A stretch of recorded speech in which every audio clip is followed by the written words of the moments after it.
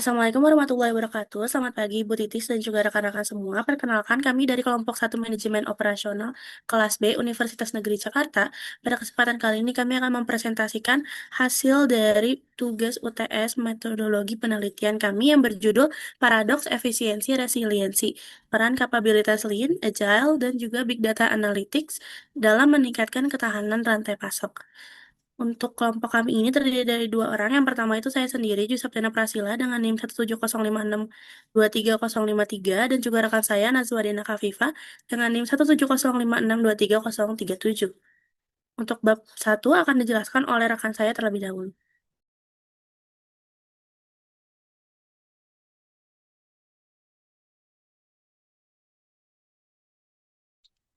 Ya, di sini ada bab 1 pendahuluan. Nah, yang pertama itu latar belakang penelitian. Jadi di era globalisasi dan transformasi digital saat ini tuh rantai pasok atau supply chain memiliki peran yang sangat penting dalam menjaga keberlanjutan dan daya saing perusahaan.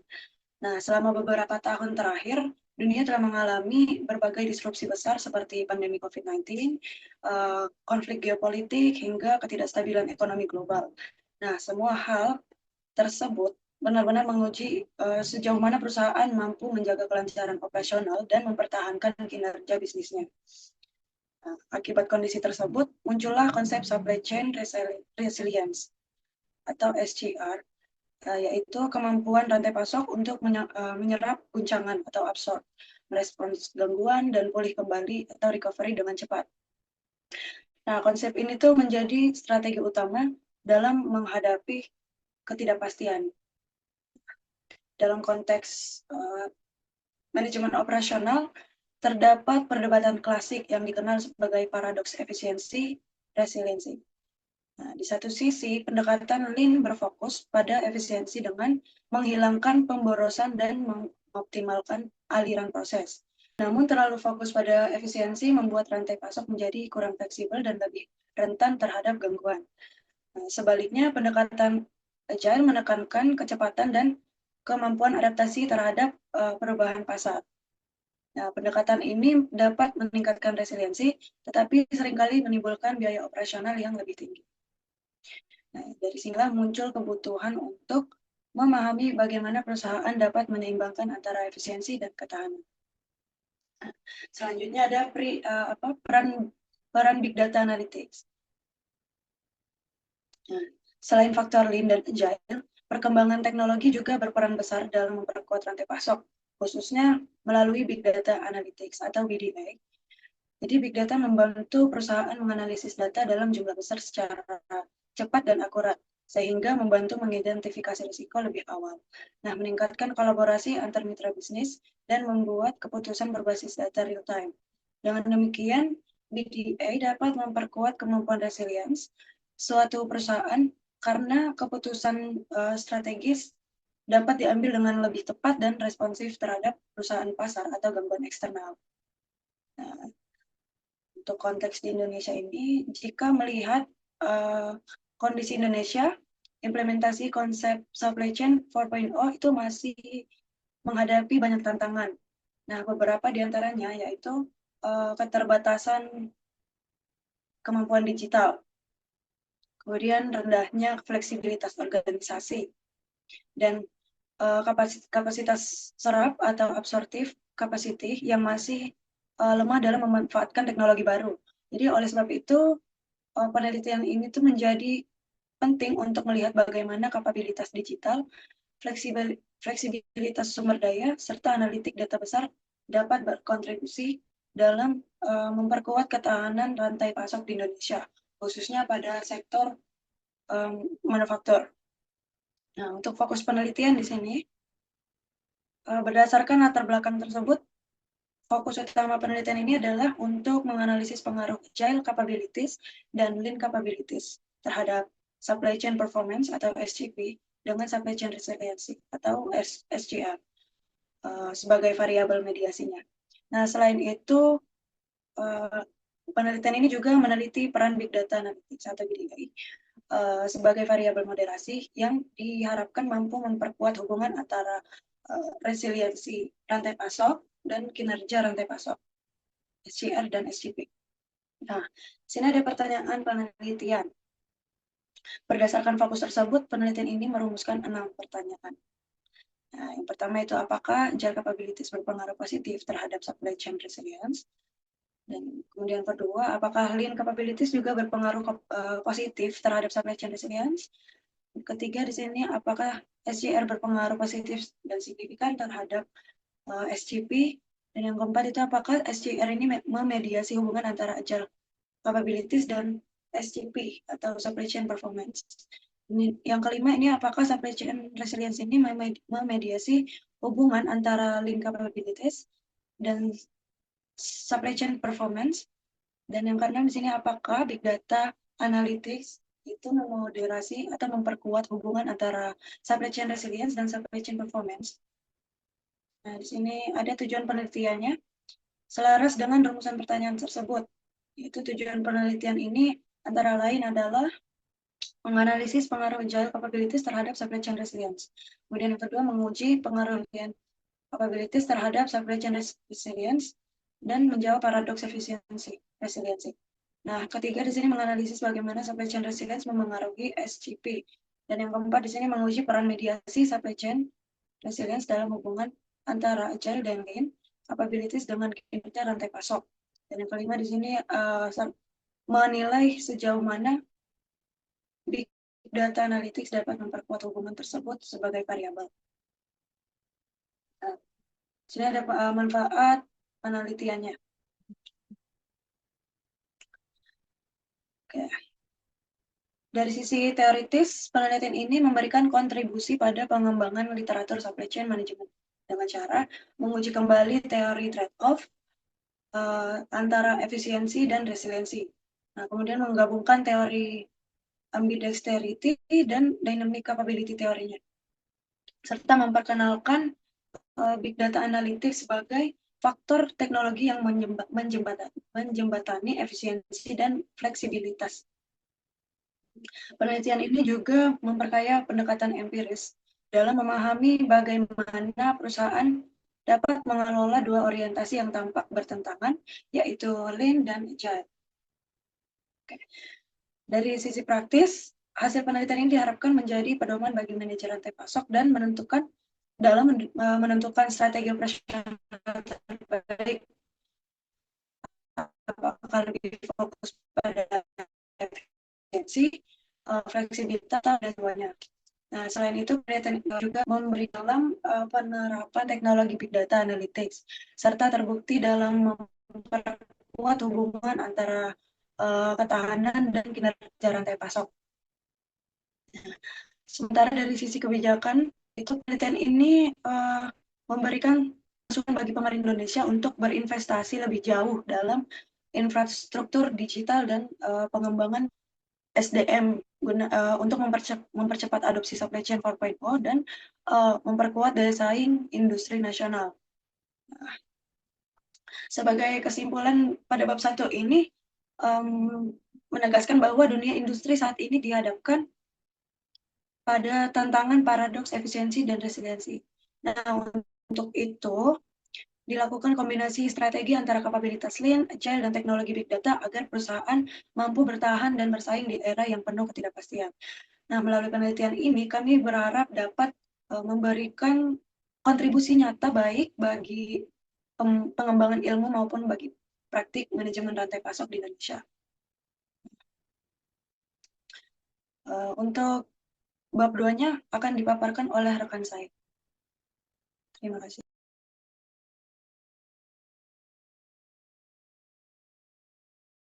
Oke, selanjutnya kita akan bahas terkait dengan bab 2 dari tugas metodologi penelitian ini, yaitu wajian pustaka, di mana bab ini merupakan suatu fondasi teoritis yang menjelaskan mengapa dan bagaimana setiap variabel dalam penelitian ini saling berhubungan, yang pada akhirnya itu akan menuntun kita pada perumusan hipotesis. Jadi untuk bab 2 kajian pustaka ini terbagi menjadi 4 bagian utama. Yang pertama itu ada teori pendukung, yang kedua itu adalah landasan teori utama, yang ketiga ada penelitian terdahulu, dan yang keempat adalah pengembangan hipotesis. Kita mulai dari teori pendukung terlebih dahulu. Di sini yang pertama itu ada supply chain capabilities. Kenapa di sini kami memasukkan supply chain capabilities? Karena ini merupakan suatu fondasi untuk seterusnya akan dilanjutkan ke agile dan juga lean. Eh, Jadi singkatnya, supply chain capabilities ini merupakan konsep multidimensional yang merujuk pada kapasitas suatu organisasi untuk secara efektif mengenali, memanfaatkan, dan mengintegrasikan sumber daya baik internal maupun eksternal guna memfasilitasi berbagai aktivitas di dalam rantai pasok sendiri. Nah, SCC ini terbagi menjadi beberapa bagian, tapi yang kita ambil sini ada dua. Yang pertama itu ada agile capabilities, di mana agile capabilities ini atau kapabilitas lintas dalam konteks rantai pasok itu bukan cuma bisa dibilang sebagai kelincahan atau kecepatan, tapi mengacu pada penelitian yang sudah dilakukan oleh Khattab et al. Pada tahun 2025, di mana agile ini adalah kemampuan dinamis untuk merespons secara adaptif terhadap perubahan eksternal yang tidak terduga. Jadi ini merupakan bisa dikatakan merupakan suatu hal terkait dengan fleksibilitas di mana fokusnya itu bagaimana kita bisa dengan cepat mengubah volume, desain produk atau bahkan pemasok ketika dihadapkan pada volatilitas permintaan pelanggan atau disrupsi mendadak. Nah, selanjutnya di sini ada lean capabilities atau kapabilitas ramping. Nah, lean ini itu pendekatannya itu berfokus kepada efisiensi, seperti yang sudah sempat disinggung pada bab satu. Jadi, lean ini itu fokusnya pada efisiensi, di mana menurut penelitian dari Jamaluddin et al. Pada tahun 2023, lean ini merupakan filosofi untuk mengeliminasi segala bentuk pemborosan atau waste dalam suatu proses. Tujuannya apa? Tujuannya adalah menciptakan aliran nilai yang mulus, di mana seringkali lean ini tuh melalui praktik-praktik seperti just in time yang berarti meminimalkan inventaris suatu perusahaan. Fokusnya itu apa? Fokusnya itu lebih ke stabilitas, prediktabilitas, dan juga pengurangan biaya. Nah, dari dua hal ini, kita bisa lihat kalau misalnya ada potensi konflik di mana agile ini, seperti yang sudah kita tahu tadi, agile ini siap untuk berubah, sedangkan untuk lean ini, dia itu lebih cenderung stabil. Nah, dari dua inilah yang akan kita bahas nanti paradoksnya.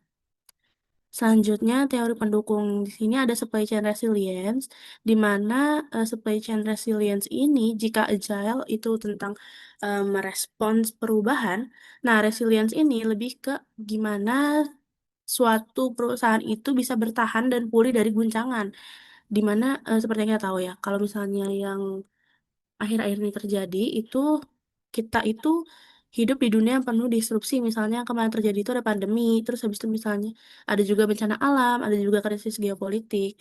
Nah, di penelitian Yamin pada tahun 2021 itu mendefinisikan SCR sebagai suatu kapasitas rantai pasok untuk pulih dari disrupsi dan kembali ke kondisi operasional semula atau bahkan lebih baik.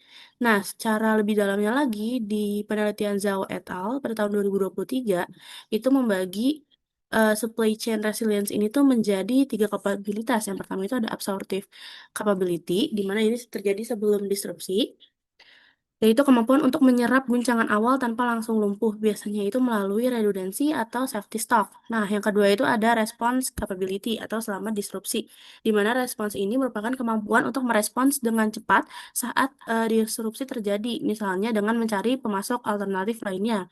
Nah, yang ketiga itu ada recovery capability, di mana recovery capability ini terjadi setelah disrupsi, yaitu kemampuan untuk memulihkan diri pasca disrupsi yang sudah terjadi dan juga mereka bisa kembali normal. Dalam penelitian ini, SCR itu diposisikan sebagai variabel mediasi, yang berarti kami menduga bahwa agile dan lean tidak secara langsung berdampak pada kinerja, melainkan harus membangun resiliensi terlebih dahulu. Selanjutnya di sini ada supply chain performance atau SCP. Ini merupakan variabel dependen kita, di mana tujuan akhir ini merupakan tujuan akhir dari semua strategi. Nah, menurut penelitian Zhao et al., SCP ini merupakan ukuran efektivitas dan juga efisiensi rantai pasok. Penting untuk dicatat bahwa kinerja di sini itu bukan bersifat kinerja di sini itu bersifat multidimensi. Yang maksudnya berarti mencakup indikator finansial seperti biaya operasional dan juga ROI. serta juga non-finansial seperti lead time, kendala pengiriman, dan juga kepuasan pelanggan. Gitu. Nah, selanjutnya di sini terakhir adalah variabel moderator, yaitu Big Data Analytics, di mana untuk BDA ini sebagai enabler atau pemberdaya dalam model ini. Nah, pada penelitian Yamin pada tahun 2021 itu mendefinisikan sebagai kombinasi teknologi dan juga teknik untuk menganalisis data dalam volume besar untuk menciptakan kecepatan dan juga kecerdasan dalam suatu operasi. BDA ini bukan hanya tentang memiliki data saja, ini tentang menggunakannya. Ada 4 tingkatan BDA seperti yang sudah dijelaskan pada penelitian Truong pada tahun 2023, yaitu ada analitik deskriptif, ada analitik diagnostik, ada analitik prediktif, dan juga ada analitik preskriptif. Di mana untuk deskriptif ini berarti apa yang terjadi. Misalnya maksudnya ini lebih ke kayak dashboard harian kita gitu. Nah, kalau dia diagnostik ini lebih ke mengapa ini bisa terjadi. Misalnya lebih ke root cause analisisnya. Nah, yang ketiga itu ada analitik prediktif di mana apa yang akan terjadi. Berarti ini adalah demand forecasting atau memprediksi potensi disrupsi. Nah, untuk yang terakhir itu ada preskriptif di mana ini itu lebih ke apa yang harus kita lakukan. Nah, berarti ini tuh lebih ke sistem yang memberikan rekomendasi otomatis, otomatis gitu. Nah, dalam penelitian ini BDA atau dalam penelitian ini BDA atau Big Data Analytic diposisikan sebagai moderator. Kami berargumen di sini bahwa BDA itu akan memperkuat dampak positif dari resiliensi terhadap kinerja. Nah, selanjutnya kita masuk ke yang paling fundamental yaitu kerangka teori, di mana yang terbagi menjadi 3. Kami mengambil yang pertama itu ada dynamic capability theory, di mana teori kapabilitas dinamis ini pertama kali diperkenalkan oleh Tis et al. Pada tahun 1997 sebagai pengembangan dari teori yang sudah ada yaitu RBV atau Resource Based View, di mana jika RBV ini dibilang perusahaan unggul karena memiliki sumber daya yang berharga, nah DCT ini itu melangkah lebih jauh, dan itu melihat dunia itu berubah dengan cepat. Terus sukses bukan ditentukan oleh apa yang Anda miliki, tapi oleh seberapa cepat Anda bisa mengubah sumber daya Anda. Nah, TIS ini membagi menjadi beberapa bagian. Yang pertama itu ada, ih bentar, yang ini dipotong ya? Oh bener deh. Oke, oke. Nah, di dalam teori ini, TIS itu membagi menjadi 3 kapabilitas dinamis. Yang pertama itu adalah sensing, seizing, dan juga reconfiguring. Di mana untuk sensing ini berarti mendeteksi atau merasakan adanya peluang ataupun ancaman. Nah, kalau seizing ini lebih ke merespons atau memanfaatkan peluang. Nah, sedangkan untuk reconfiguring ini yaitu memulihkan atau mentransformasi perusahaan. Nah, relevansinya itu apa? Relevansinya di sini adalah teori ini itu ibaratnya kayak payung utama penelitian ini, di mana agile capabilities itu kan bentuk dari sensing dan juga seizing. Nah, supply chain resilience ini merupakan bentuk nyata dari kapabilitas reconfiguring, dan BDA sendiri itu adalah enabler utama untuk kapabilitas sensing sendiri. Nah, selanjutnya kita lanjut ke teori trade-off efisiensi resiliensi. Nah, ini merupakan pandangan klasik dalam manajemen operasi, di mana teori ini tuh berargumen bahwa eh, kita itu tidak bisa memiliki segalanya. Jadi kita harus memilih. Fokus pada efisiensi, seperti yang sudah kita tahu tadi gitu, Lin. Berarti kita itu harus memangkas biaya, termasuk mengurangi inventaris. Tapi tindakan ini atau yang tadi aku bilang mengurangi inventaris, secara langsung bertentangan dengan kebutuhan akan resiliensi, di mana resiliensi ini seperti yang kita tahu itu pasti kan bakal memerlukan safety stock atau redundansi untuk menyerap segala guncangan gitu. Nah, relevansinya apa? Teori ini tuh menjelaskan masalah yang ingin dijawab oleh penelitian ini. Jadi teori ini menjelaskan mengapa banyak penelitian terdahulu seperti contohnya itu penelitian Jamaluddin et al. Menemukan bahwa lin ini tuh nggak signifikan atau bahkan negatif terhadap resilience. Selanjutnya untuk teori ketiga itu yaitu adalah teori ambidexterity, di mana teori ambidexterity ini teori yang hadir sebagai ibaratnya jawaban atas teori trade-off yang tadi. Di mana ini tuh dipopulerkan oleh O'Reilly dan juga Tussman pada tahun 2013. Ambidexterity ini itu merupakan kemampuan organisasi untuk melakukan dua hal yang tampaknya berlawanan secara bersamaan. di mana mereka itu menyebutnya exploitation dan juga exploration. Di mana exploitation ini yaitu mengerjakan hal yang sama dengan lebih baik, lebih efisien. Ini seperti yang sudah disinggung itu Lin. Dan juga exploration yaitu mencari hal-hal baru yang berinovasi dan juga bersifat fleksibel. Ini tuh lebih ke agile. Nah, relevansinya apa? Relevansi di sini, teori ini itu menantang teori trade-off yang sudah ada sebelumnya, yang aku jelasin tadi. Teori ini berargumen bahwa perusahaan yang paling sukses bukanlah yang memilih salah satu, tapi mereka yang mampu menyeimbangkan dua-duanya. Penelitian ini mengadopsi pandangan teori ambidexterity dengan hipotesis bahwa Lean dan juga Agile dapat berkontribusi bersama-sama untuk membangun resiliensi. Gitu. Oke, selanjutnya kita akan masuk ke penelitian terdahulu. Di sini penelitian terdahulunya kita udah mencari 10 artikel di antaranya. Jadi yang pertama itu ada dari Bahrami et al. Pada tahun 2022 dengan judul artikel Big Data Analytics Capability and Supply Chain Performance, The Mediating Role of Supply Chain Resilience and Innovation. Di sini untuk temuan utamanya itu kita menemukan BDAC itu berpengaruh positif terhadap SCR, SCR-nya berpengaruh positif kepada SCP, lalu SCR memediasi hubungan antara BDAC dan juga SCP.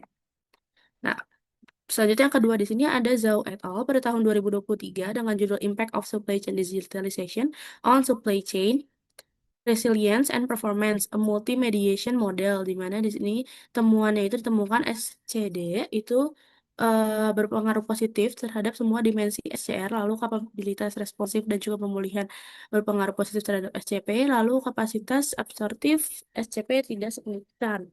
Nah, berhubung sini ada 10, tapi aku kayaknya bakal sebutin beberapa yang memang eh Oke, selanjutnya di sini ada penelitian Sami Yamin dengan pada tahun 2021 yang berjudul Investigating the Driver of Supply Chain Resilience in the Wake of the COVID-19 Pandemic. Lalu dilanjut dengan Teruang pada tahun 2023 yang berjudul Data Analytics as an Enabler to Strengthen Supply Chain Resilience. Lalu dilanjut dengan penelitian Zhu pada tahun 2022 dengan judul How Does Supply Chain Resilience Affect Supply Chain Performance?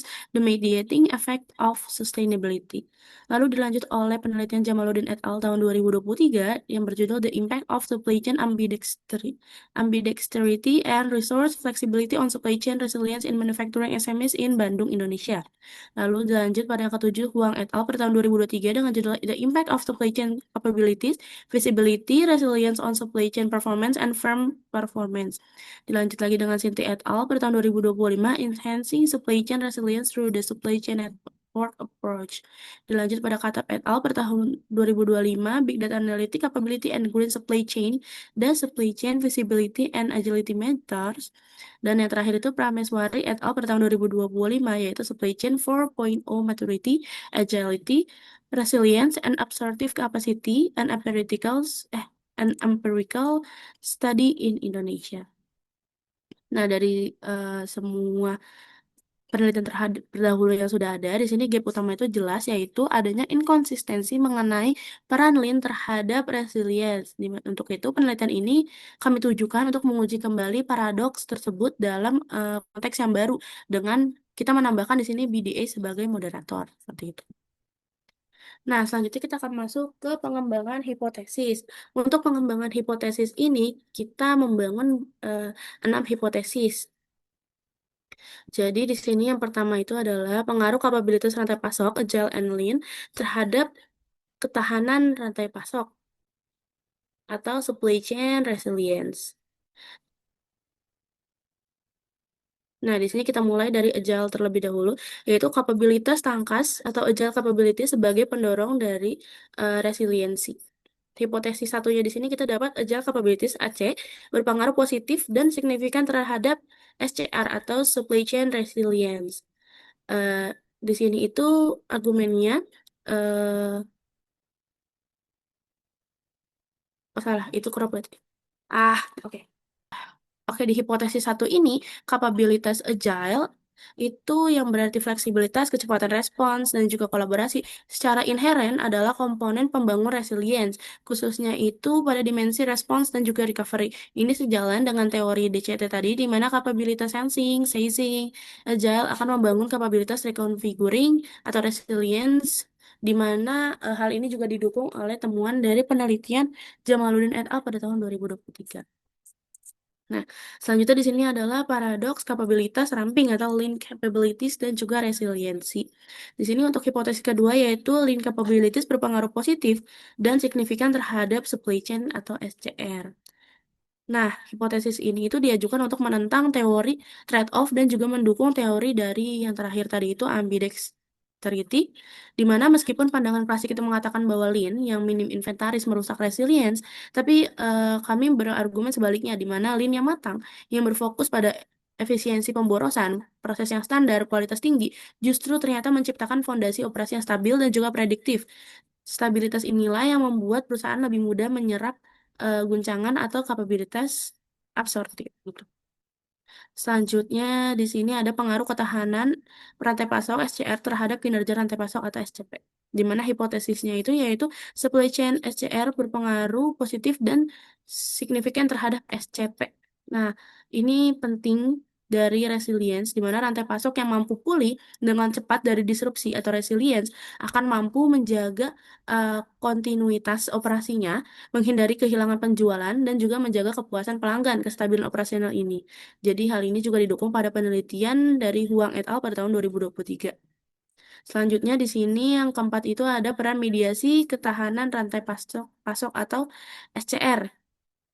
Di mana hipotesis keempat ini supply chain resilience memediasi hubungan antara agile capabilities dan supply chain performance atau SCP, di mana itu tidak se kami menduga agile itu tidak serta-merta meningkatkan kinerja, tapi agile adalah tentang kesiapan. Kesiapan digunakan untuk membangun resilience, baru setelah resilience itu terbangun, kinerja akan meningkat. Nah, SCR ini itu lebih ke mekanisme perantara yang menjelaskan bagaimana agile bisa berdampak pada kinerja. Selanjutnya di sini dilanjut dengan hipotesis 5 yaitu SCR tidak memediasi hubungan antara LC atau Lean Capabilities dan juga SCP atau Supply Chain Performance. Sama seperti halnya di hipotesis 4 tadi, ini juga merupakan pengujian jalur mediasi untuk Lean. Di sini kami ingin menguji apakah efisiensi dari Lean juga berkontribusi pada kinerja melalui kemampuannya membangun fondasi resilience. Nah, selanjutnya ada peran moderasi Big Data atau BDA, di mana di sini hipotesisnya itu Big Data Analytic atau BDA memoderasi secara positif hubungan antara supply chain resilience dan juga supply chain performance. Nah, di sini itu kami berargumen bahwa BDA bertindak sebagai percepatan atau penguat di mana dampak SCR atau SCP itu nantinya akan jauh lebih kuat pada pada suatu perusahaan karena BDA ini sebagai kapabilitas sensing yang canggih sesuai dengan teori dari DCT tadi memperkuat efektivitas dari kapabilitas yaitu reconfiguring dari SCR dan juga hal ini didukung oleh penelitian Yamin tahun 2021. Oke, selanjutnya kita akan lanjut ke kerangka konseptual, di mana dari semua hipotesis yang telah kita bangun tadi, kini akan terangkum secara visual dalam kerangka konseptual yang bisa kita lihat pada gambar berikut ini. Di mana untuk hipotesis 1 dan 2 itu Agile dan Lean akan diuji sebagai anteseden dari SCC ini mengikuti teori ambidexterity tadi. Lalu kita melihat hipotesis 3 dampak langsung SCR dan juga ke SCP di sini. Nah, selanjutnya kita melihat ke hipotesis 4 dan 5, di mana kita melihat SCR perannya itu sebagai mediator dari AC, LC ke SCP. Gitu. Dan yang terakhir di sini kita melihat hipotesis 6 di mana BDA itu diposisikan sebagai variabel moderasi yang memperkuat hubungan inti antara SCR terhadap SCP di sini. Makanya dia adanya di sini. Gitu. Nah, kemudian di sini ada pengembangan hipotesis sama isinya seperti yang sudah saya jelaskan sebelumnya. Oke, sekian pemaparan mendalam dari bab 2 kajian pustaka. Selanjutnya untuk bab 3 akan dilanjutkan atau dijelaskan oleh rekan saya. Terima kasih. Selanjutnya di sini ada bab 3 metode penelitian. Nah, jadi pada bab ini kita akan menjelaskan gimana rancangan penelitian disusun mulai dari waktu dan tempat penelitian, kemudian desain penelitian, populasi dan sampel, hingga instrumen, juga teknik pengumpulan data, serta teknik analisis data yang digunakan. Jadi metode penelitian menjadi bagian yang sangat penting, karena disinilah dijelaskan gimana penelitian kami dilakukan secara sistematis agar hasilnya itu valid, reliable, dan dapat dipertanggungjawabkan secara ilmiah. Nah, di sini yang pertama ada waktu dan tempat penelitian. Nah, penelitian ini tuh direncanakan akan dilaksanakan selama 6 bulan, yaitu mulai dari Februari 2026 hingga Juli 2026. Nah, rentang waktu tersebut itu meliputi seluruh tahapan kegiatan penelitian, mulai dari proses perizinan penelitian, penyusunan dan adaptasi instrumen, kemudian uji coba atau pilot test, kemudian pengumpulan data utama, analisis data, hingga penyusunan laporan akhir penelitian. Adapun alokasi penelitian berada di Indonesia. Lokasinya di Indonesia, tepatnya pada sektor perusahaan manufaktur. Nah, karena penelitian ini menggunakan pendekatan survei kuantitatif, maka pengumpulan data tidak terbatas pada suatu wilayah saja, melainkan menargetkan perusahaan-perusahaan manufaktur yang beroperasi di berbagai kawasan industri utama seperti Jawa Barat, Banten, dan juga Jawa Timur. Nah, pemilihan lokasi ini tuh bertujuan agar data yang diperoleh lebih representatif dan mencerminkan kondisi industri manufaktur Indonesia secara umum, khususnya yang sedang beradaptasi menuju era supply chain 4.0. Kemudian di sini ada desain penelitian. Nah, dalam penelitian ini tuh kami menggunakan pendekatan kuantitatif dengan paradigma positivisme. Nah, paradigma ini dipilih karena penelitian kami berupaya menguji hipotesis dan menjelaskan hubungan sebab akibat atau kausalitas antar variabel, namun tetap menyadari bahwa hasil yang diperoleh bersifat probabilistik, bukan mutlak. Nah, jenis penelitian yang digunakan adalah yaitu penelitian yang bertujuan untuk menjelaskan hubungan antar variabel dan mengonfirmasi teori melalui data empiris. Nah, dalam hal ini kami berusaha menjelaskan bagaimana agile dan lean capabilities ini mempengaruhi supply chain performance atau SCP. Nah, baik secara langsung maupun tidak langsung melalui supply chain resilience atau SCR sebagai variabel mediasi, serta bagaimana Big Data Analytics atau BDA berperan sebagai variabel moderasi yang memperkuat hubungan antara resiliensi dan kinerja rantai pasok. Kemudian untuk karakteristik penelitian, sifat penelitian ini adalah cross-sectional, artinya data dari semua variabel dikumpulkan pada satu waktu yang sama, bukan secara longitudinal atau waktu panjang. Jadi hal ini tuh dilakukan untuk menggambarkan kondisi rantai pasok perusahaan manufaktur Indonesia pada saat tertentu, khususnya transformasi digital. Nah, dalam penelitian ini terdapat dua level analisis utama. Yang pertama yaitu unit analisis adalah organisasi atau perusahaan manufaktur yang menjadi objek penelitian. Kemudian unit observasi adalah manajer atau pimpinan di bidang supply chain, operasional atau logistik yang menjadi responden penelitian. Nah, mereka dipilih karena memiliki pengetahuan strategis dan pengalaman langsung terkait keputusan operasional serta implementasi lean, agile, dan teknologi data dalam rantai pasok. Nah, kemudian untuk populasi penelitian. Nah, populasi dalam penelitian ini adalah seluruh perusahaan manufaktur di Indonesia yang beroperasi secara aktif dan memiliki fungsi rantai pasok yang terstruktur. Nah, fokus pada sektor manufaktur dipilih karena sektor ini merupakan tulang punggung ekonomi nasional dan paling terdampak oleh disrupsi global, baik dari sisi supply bahan baku, distribusi produk, maupun stabilitas operasional. Nah, selain itu, sektor manufaktur juga menjadi bidang utama penerapan konsep Lean, Agile, dan Big Data Analytics yang relevan dengan topik penelitian kami.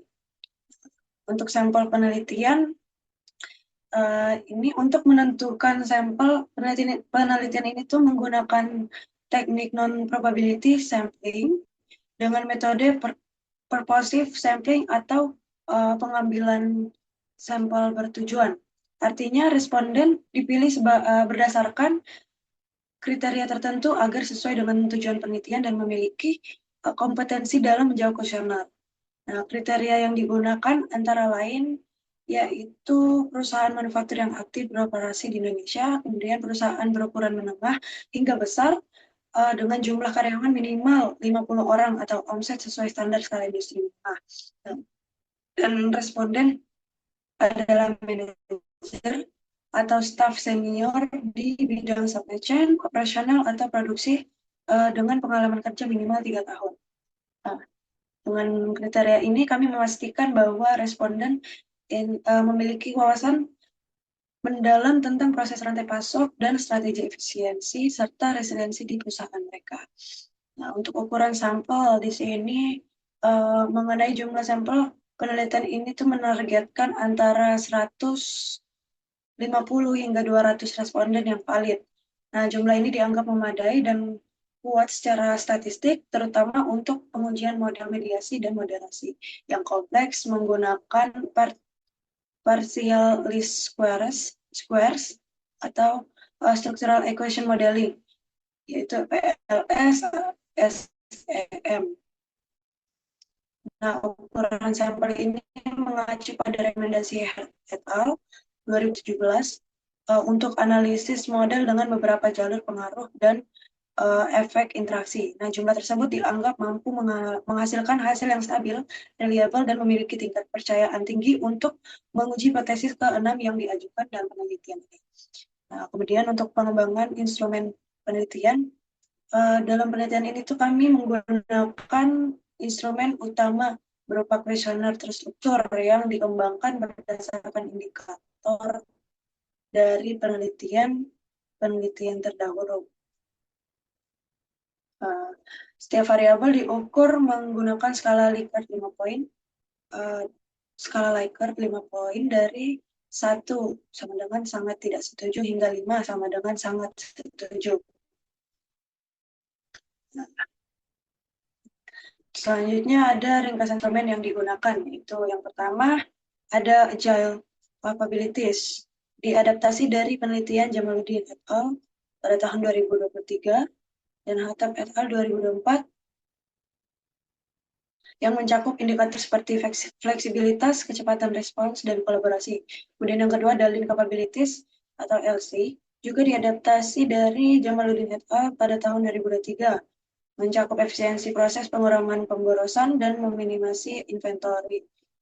Kemudian yang ketiga ada Supply Chain Resiliency, mengacu pada Zhao et al. Pada tahun 2023, terdiri dari 3 dimensi utama, yaitu Absorptive Capability, Responsive Capability, dan Recovery Capability. Dan yang keempat di sini ada Big Data Analytics atau BDA, diambil dari Bahrani et al. Pada tahun 2022 dan Yamin 2021 yang menilai kapabilitas teknis, manajerial, serta sumber daya manusia dalam penggunaan analitik data besar. Nah, yang kelima di sini ada Supply Chain Performance atau SCP, menggunakan indikator dari Huang et al. Pada tahun 2023 dan Zhao et al. Pada tahun 2023 meliputi biaya operasional, ketepatan waktu, kepuasan pelanggan, dan ROI. Nah, sebelum digunakan secara luas, kuesioner ini akan melalui tahap back translation dan dari bahasa Inggris ke Indonesia dan sebaliknya untuk menjaga kesetaraan makna serta dilakukan pilot test terhadap sekitar 30 responden untuk menguji validitas dan reliabilitas awal. Nah, kemudian di sini ada teknik pengumpulan data. Nah, data yang digunakan adalah data primer yang diperoleh langsung dari responden melalui kuesioner daring menggunakan Google Form. Nah, pemilihan metode daring ini mempertimbangkan efisiensi waktu, biaya, dan jangkauan responden yang luas di berbagai daerah. Nah, untuk meminimalkan non-response bias, eh, tim peneliti akan melakukan beberapa langkah, antara lain mengirimkan email pengingat kepada responden yang belum mengisi kuesioner, dan kemudian menyertakan penjelasan singkat mengenai tujuan penelitian dan kerahasiaan data agar responden lebih bersedia berpartisipasi. Nah, selain itu, untuk mengurangi common method bias atau CMB, desain kuesioner dipisahkan antara bagian variabel independen dan dependen, serta digunakan beberapa reverse code items agar jawaban lebih objektif.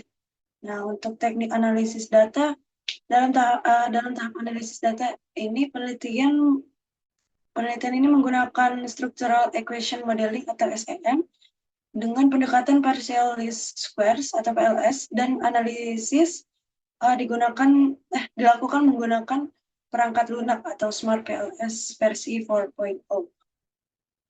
Nah, metode PLS SM ini dipilih karena memiliki beberapa keunggulan. Yang pertama, yaitu sesuai dengan tujuan penelitian yang bersifat prediktif dan eksploratif, bukan hanya konfirmatori. Kemudian yang kedua, mampu menganalisis model kompleks yang melibatkan hubungan mediasi dan moderasi secara simultan. Kemudian yang ketiga, tidak terlalu ketat terhadap asumsi normalitas data sehingga cocok untuk data survei yang heterogen. Nah, melalui teknik ini, setiap hipotesis mulai dari pengaruh langsung atau direct effect, tidak langsung atau indirect atau mediasi, hingga pengaruh interaksi atau moderasinya dapat diuji secara menyeluruh untuk menghasilkan kesimpulan empiris yang akurat. Nah, untuk ringkas alur penelitian, secara keseluruhan, alur penelitian ini terdiri dari beberapa tahap. Yang pertama, yaitu penyusunan rancangan penelitian dan penentuan variabel. Kemudian yang kedua, pengembangan instrumen berdasarkan teori dan penelitian terdahulu. Kemudian yang ketiga, pelaksanaan pilot test untuk memastikan keandalan instrumen. Kemudian yang keempat, pengumpulan data utama melalui survei online. Yang kelima, analisis data menggunakan Smart PLS. Dan yang keenam, penarikan kesimpulan dan penyusunan laporan hasil penelitian.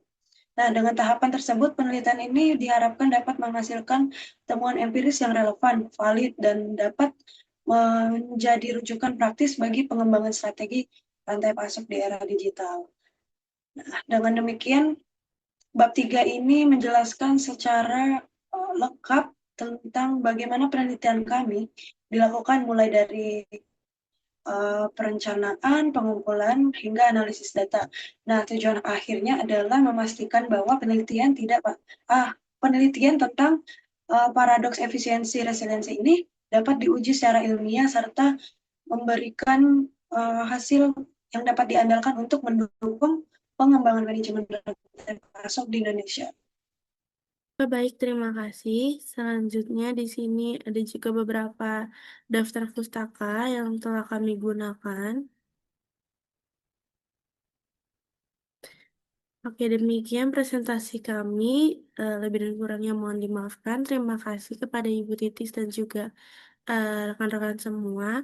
Assalamualaikum warahmatullahi wabarakatuh.